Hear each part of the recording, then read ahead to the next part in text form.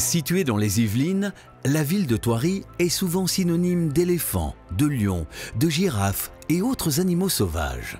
Et pour cause, cette petite commune de 1500 habitants abrite un grand parc animalier installé dans le domaine d'un château du XVIe siècle. Le château de Thoiry est la propriété de la famille de la Panouze. Le comte Paul de la Panouze, également créateur du parc animalier, nous ouvre les portes de sa demeure familiale.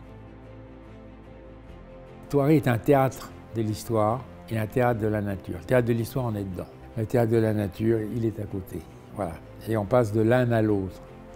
Et il n'y a pas de différence nature-culture. Pour nous, c'est la même chose. Et c'est cette évolution à Thoiry de l'art de vivre à travers les siècles qui continue, et la famille qui habite toujours le château.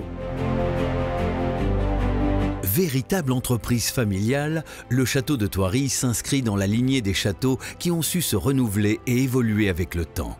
Conservation, rénovation et innovation sont au cœur des préoccupations de la famille de la Panouze. Si vous voulez découvrir le lien entre un château du XVIe siècle et son parc zoologique du XXIe siècle, installez-vous confortablement pour vivre la vie de château.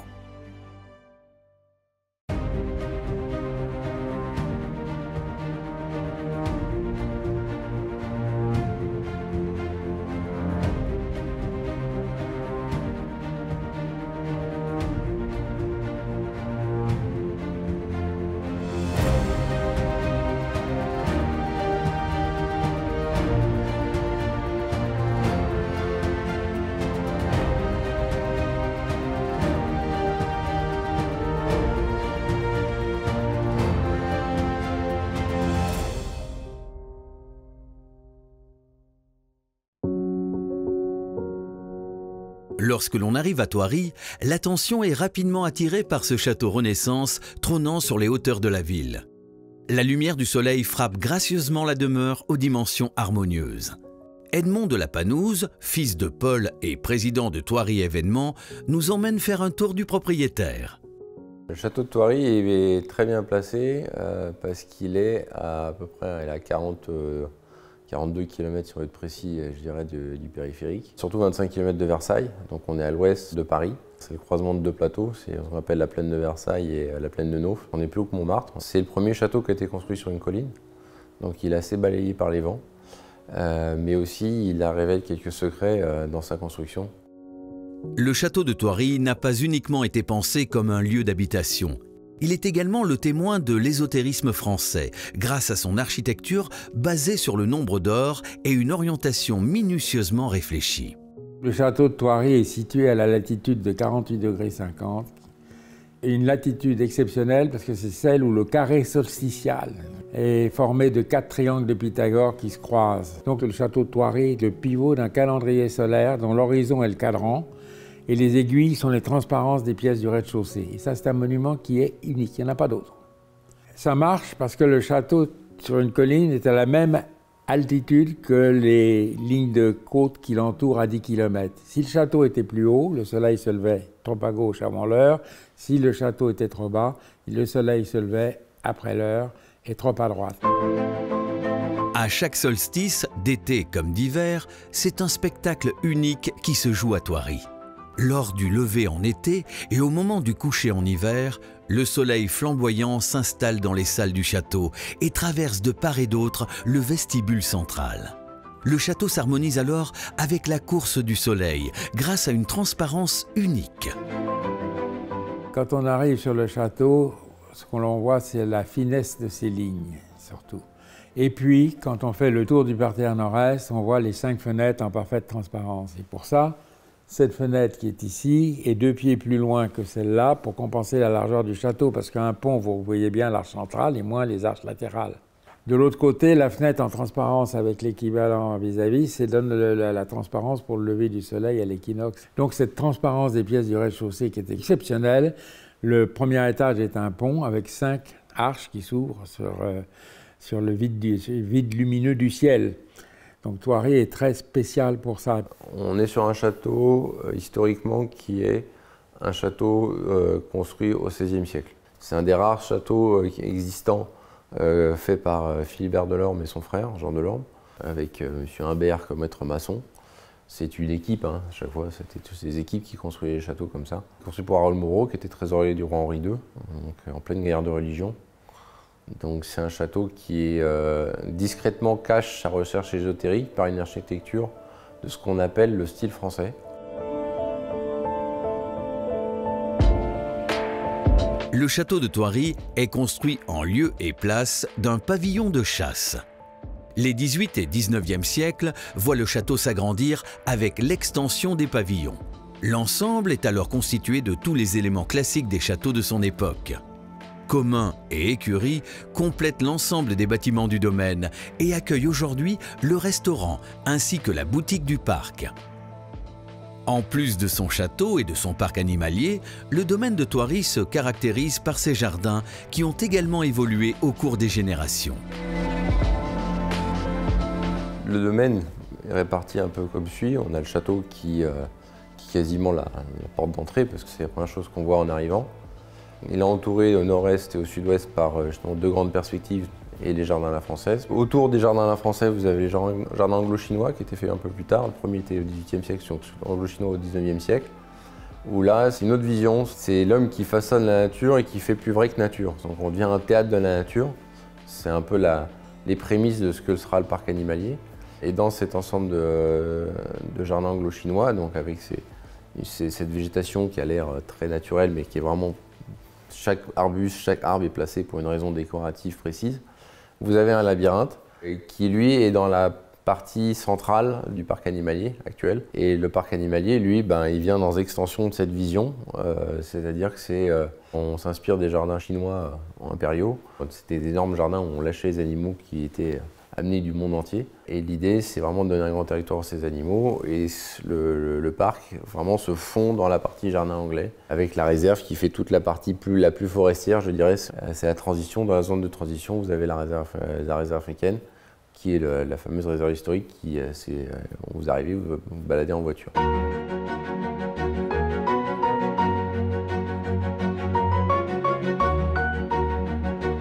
Thoiry consacre plus de 165 hectares à l'ensemble des jardins et au parc zoologique. L'objectif est clair, donner de l'espace aux animaux. Le château, quant à lui, offre près de 2700 mètres carrés à la famille de la Panouse. Cependant, les 70 pièces de la demeure ne sont pas toutes accessibles.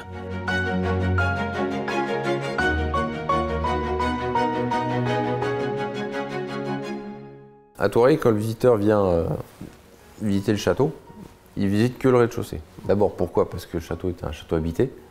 On vit dans la maison. On n'est pas dans une annexe, on est vraiment dedans.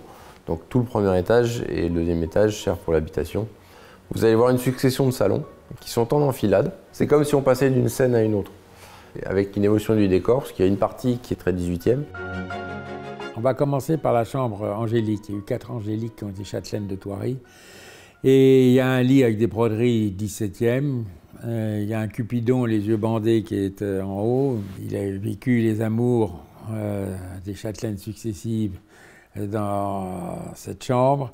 Et vous avez à droite et à gauche du lit les portraits de Charles de Machaut, le fils du garde des Sceaux et ministre de Louis XV, et qui a épousé l'héritière de Thoiry, Angélique de Baussan. Ils sont peints par Roselyne. Et ils se sont beaucoup aimés. Ils se sont mariés en 1793 et ils se sont écrits 1500 lettres d'amour de 4 pages chacune, 6000 pages de tendresse où ils s'appellent Mon petit chat et parlent de leurs 5 petits chatons.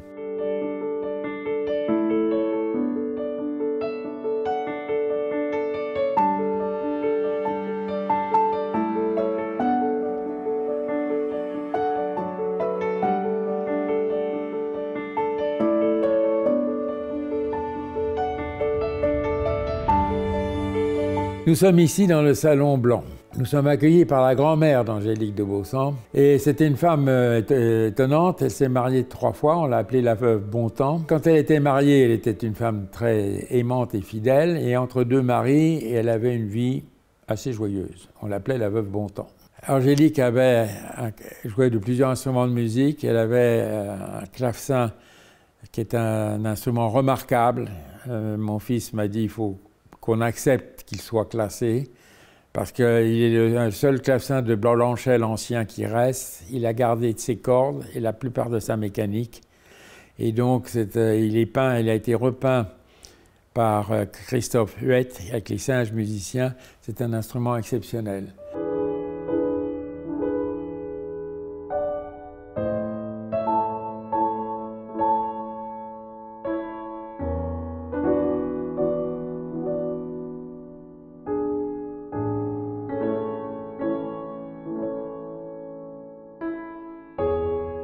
Le piano, dans la bibliothèque, le piano, Chopin a joué dessus, à l'hôtel La Panouse à Paris. Et nous avons une valse manuscrite de Chopin, parce qu'il a été le professeur à 23 ans d'une jeune fille qui a été la deuxième femme d'Anatole de La Panouse, mon arrière-arrière-grand-père. La visite continue par le vestibule, pièce centrale de la demeure. Il est le théâtre du soleil à chaque équinoxe. Cependant, l'astre doit partager la vedette avec une autre pépite du château de Thoiry. Après avoir ouvert Thoiry au public, 2 ans après, on refait un bout de toiture et on retrouve 2 tapisseries roulées dans les greniers dont on ne connaissait pas l'existence. C'est les chasses du roi Henri IV, la chasse à l'ours et la chasse au lion.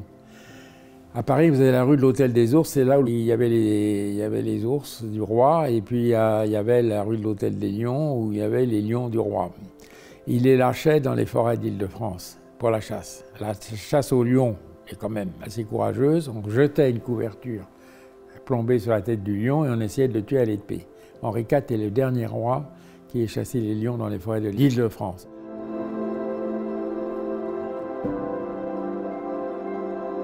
Le Salon Vert, lui, présente plusieurs mobiliers exceptionnels, comme ces somptueux fauteuils dorés à la feuille d'or et cette imposante cheminée au style Renaissance.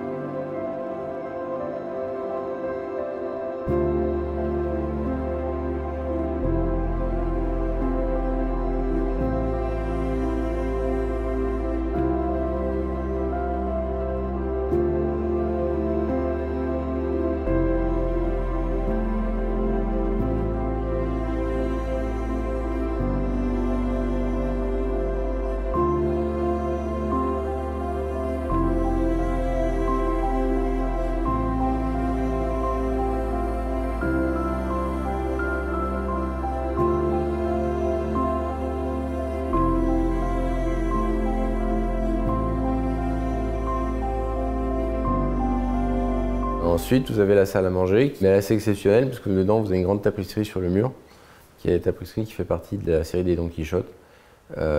C'est non la scène du bal, en plus, c'est la plus colorée, c'est la plus festive. Il a les armes du roi qui sont en haut, puisqu'il les a offert au ministre, les armes des ministres qui sont en bas. Et c'est l'apogée de l'art de la tapisserie. Il y a 2000 nuances de rouge et de bleu. Le sujet, c'est l'histoire de Don Quichotte. Don Quichotte est reçu dans un bal, il danse au milieu. Et vous avez donc l'alternance des rouges et des bleus et 2000 nuances de rose, violet, mauve, etc. Donc c'est une symphonie rouge et bleu. La tapisserie va rivaliser à la peinture et va s'y perdre. Volontairement, l'URSSA, quand il va recréer l'art de la tapisserie, va limiter les coloris à 300. Donc c'est vraiment le moment où la tapisserie est arrivée au sommet de son art et bascule.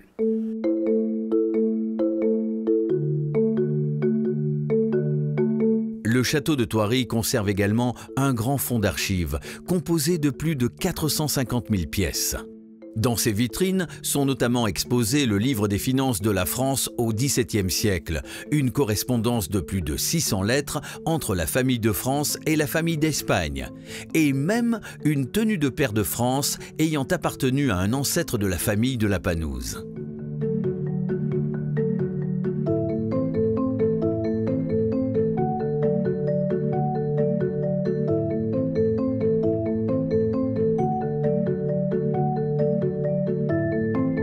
Histoire de France et histoire familiale se confondent dans cette salle située en fin de visite.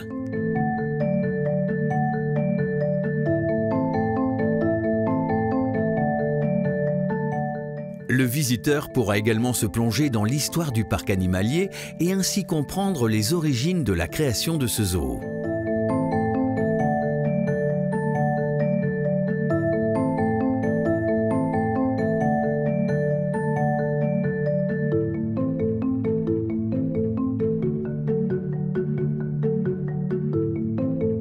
Plus il y a de bonnes raisons, mieux c'est.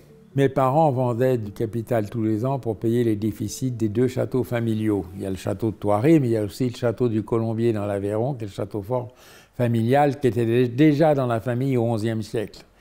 Thoiry, c'est plus récent, c'est 450 ans seulement. Les 2 châteaux coûtaient très cher, ils coûtent toujours très cher d'ailleurs. Et donc je savais que je n'aurais pas les moyens de mes parents de le tenir. Donc j'ai demandé à mes parents l'autorisation d'ouvrir le château au public en 1965. Très vite, je me suis rendu compte que j'aurais pas assez de visiteurs pour faire face aux dépenses. Donc j'ai dit à mes parents, on a 2 solutions pour faire venir les enfants. C'est les enfants qui font venir les familles.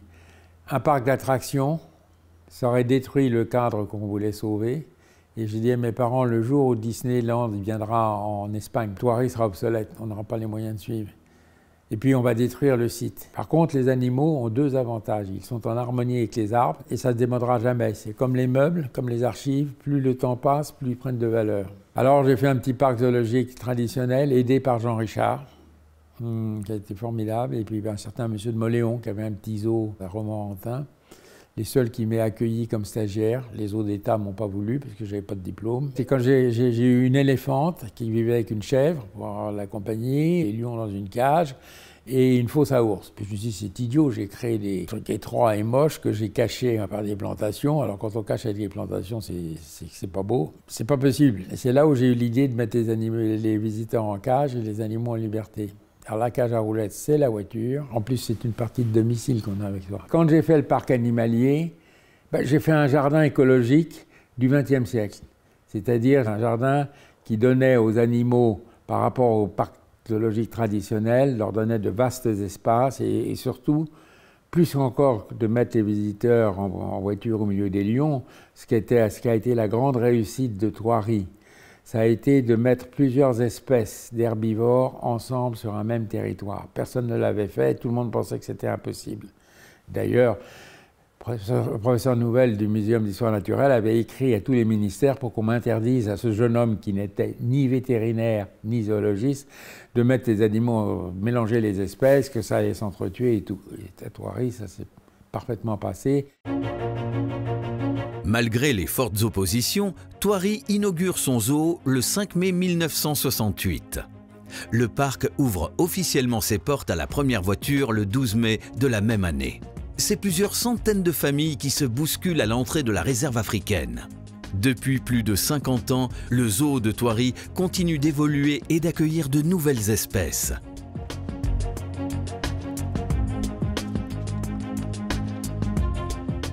Nous embarquons avec Christelle Bercheny, PDG du groupe Thoiry, pour une visite privilégiée au cœur de l'habitat de ces animaux sauvages.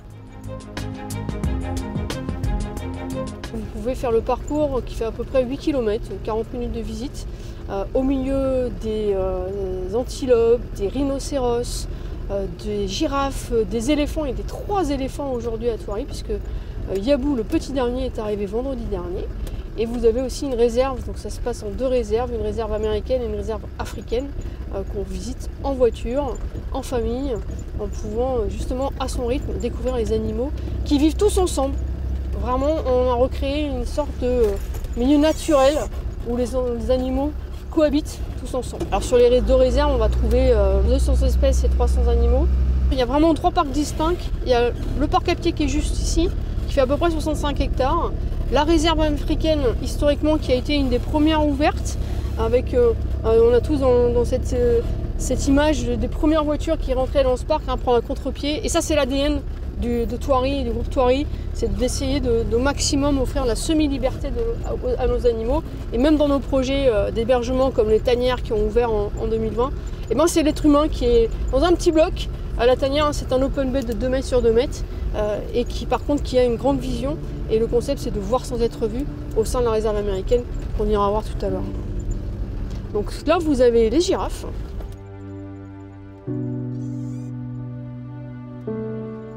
Donc ces girafes-là, on a plusieurs mâles, 3 mâles, qui ont des couleurs différentes parce qu'elles viennent de régions différentes.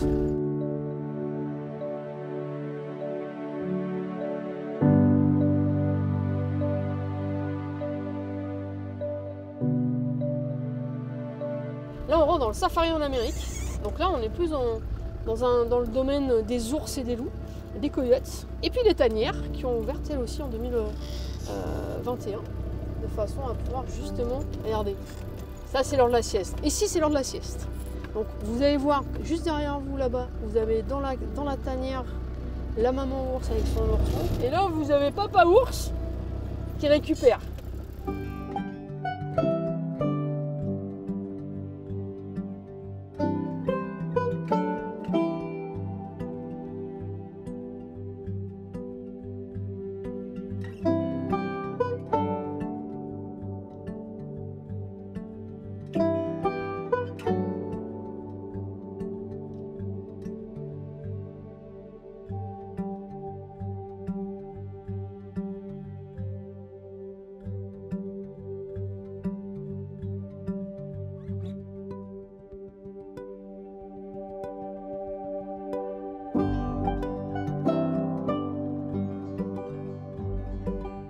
On s'est dit, à pied, comment on fait pour le promenade à pied? Alors j'ai imaginé la première passerelle qui allait d'arbre en arbre pour les tigres.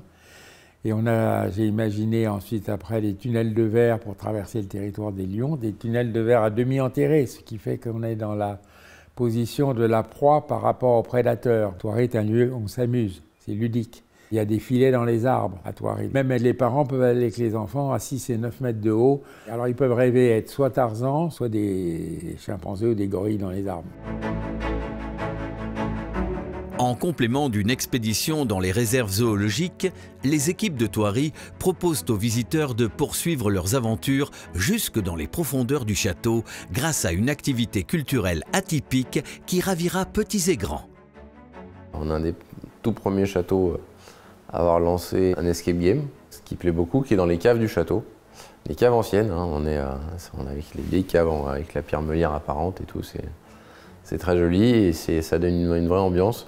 C'est un moyen de présenter, enfin de faire une introduction à la culture, je dirais, de manière originale, de manière ludique, ce qui ouvre la porte ensuite de pouvoir rentrer sur la partie plus pédagogique et plus historique.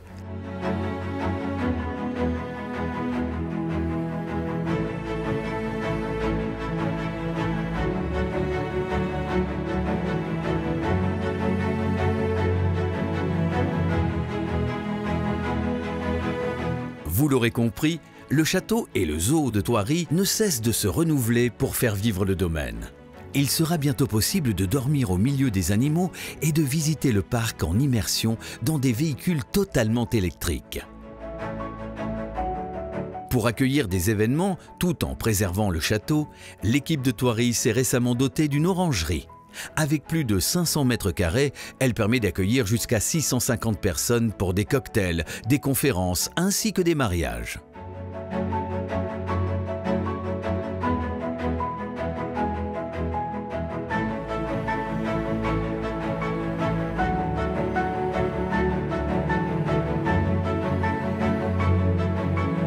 La vie de château est-elle vraiment compatible avec celle d'un entrepreneur ? Aujourd'hui, être châtelain, c'est d'abord être entrepreneur. C'est un peu un statut étrange, mais on est propriétaire de quelque chose qui est encore un bien, mais derrière, on commence à créer de plus en plus de sociétés commerciales autour ou dans les domaines avec différentes activités. On a même une usine de biométhanisation sur place. Ma sœur, c'est Thoiry Bioénergie, qui est celle qui a lancé ça. Elle a lancé aussi une ferme bio. Donc on a une activité d'événementiel, on a un parc zoologique, on a de l'activité hôtelière, on a des activités agricoles, des activités forestières. Et maintenant, c'est un écosystème d'entreprise en même temps qu'on est un écosystème naturel. Et le tout en symbiose. Thoiry est un vaisseau à voyager dans le temps, le château est un vaisseau à voyager dans le temps. En prenant à bord des animaux sauvages, il a été sauvé par les animaux sauvages, mais il est devenu une arche de Noé, qui a sauvé les animaux, des espèces en voie de disparition. Donc le vaisseau a voyagé dans le temps est devenu une arche de Noé, plusieurs arches de Noé. Et donc cette synergie entre les deux, ça qui est formidable, parce qu'il n'y a pas compétition, il y a convergence. Convergence, c'est le fait que la vie est quelque chose de global. Et Thoiry est un théâtre de l'histoire, un théâtre de la nature. Et on transforme les moments de bonheur d'une promenade familiale ou amoureuse en instants d'éternité. Au château de Thoiry, l'histoire côtoie la nature. L'histoire d'une famille qui a décidé de s'engager aux côtés de la vie sauvage pour continuer à faire vivre un château de plusieurs siècles. Le zoo de Thoiry est ouvert une grande partie de l'année. Le château est d'ailleurs accessible gratuitement pour les possesseurs d'une entrée au zoo. Si vous aussi, vous voulez vivre l'aventure dans la peau d'un ranger ou d'un châtelain, n'attendez plus et franchissez le pas de la vie de château.